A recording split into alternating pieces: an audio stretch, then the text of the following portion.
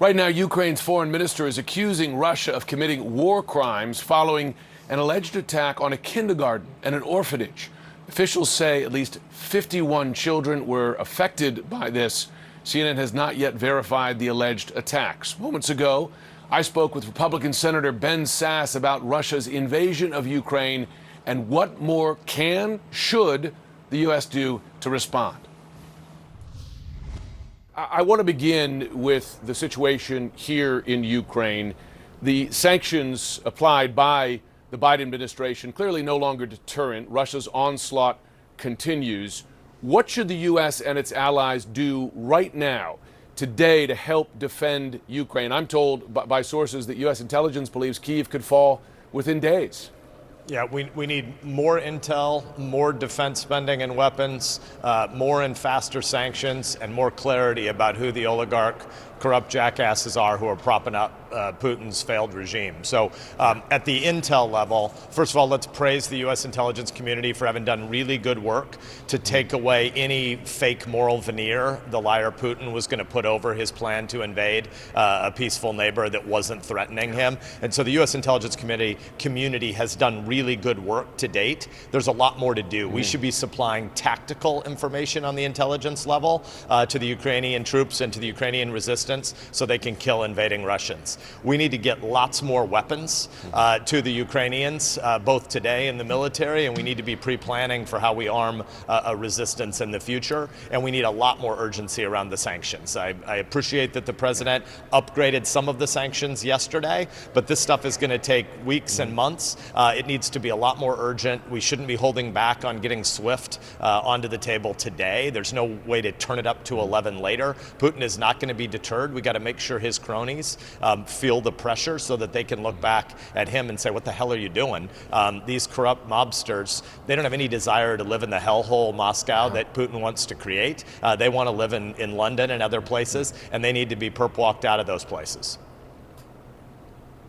The mob boss, as you know, to use your analogy, is Putin himself. Should the U.S. sanction him, his family members, and the various other people that he hides his billions in wealth with? Absolutely. And we should, in addition to sanctioning him, we should have a massive information operation. He does lying all the time. We should do truth-telling. The Russian people need to understand how much money Putin and his buddies have stolen from them. Our enemy here is not the Russian people. It's the corruption at the top of that regime that is invading a peaceful neighbor. I mean, Putin is evil, and he has will, and he has weapons, and there's no freedom for the American people to believe we can just look the other way and pretend that this isn't happening. Yeah. Appeasement never works with a jackass like Putin. Are there any circumstances under which you would support sending U.S. forces to help defend Ukraine?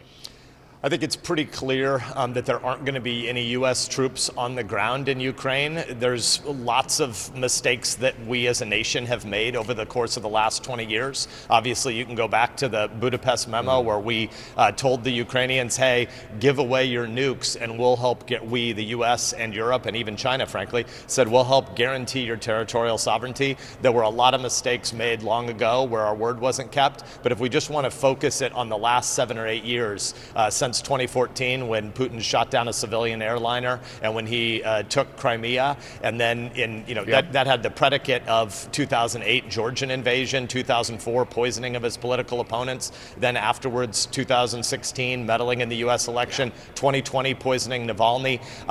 Putin is a bad guy, but what we need to do now is recognize that we as a nation failed after 2014 to adequately arm the Ukrainians. We failed after Putin amassed 150,000 troops on their border, not only in the east and in the southeast, but in the north in Belarus. We can't continue to make that mistake. We have to help up-arm the Ukrainian people to the teeth, and that includes tactical intelligence, but we need to get them more weapons and more ammo.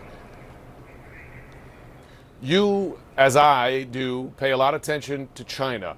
What, having failed to deter Russia from Ukraine, what does the U.S. have to do today to deter China from any designs it may have on invading Taiwan?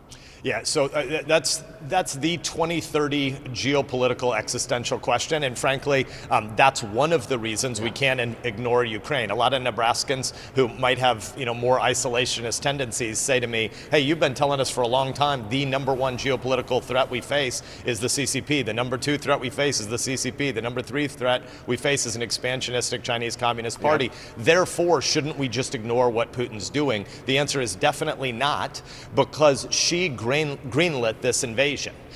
Russia, as you know, has 11 time zones, and they were able to move their military from the Far East to Belarus so they could invade from the north, because she wants to see the U.S.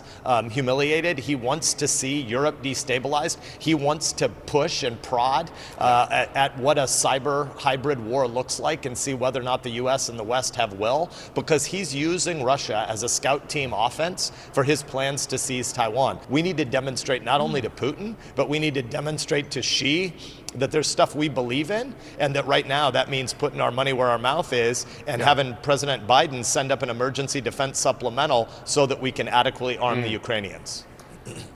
You might call it an axis of disruption between China and Russia today. Before we go, given your presence on the Judiciary Committee, if I could ask you, now that we have the news of the expected nomination of Ketanji Brown Jackson for the Supreme Court, is that a nominee you could support?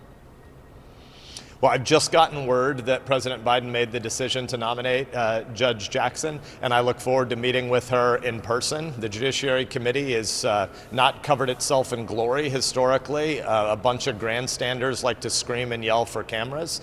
She's a serious woman, and I'd like to sit down with Judge Jackson and have a conversation in my office, and I look forward to that. Thanks so much there to Senator Ben Sasse of Nebraska. And we'll be right, excuse me, and we'll be right back.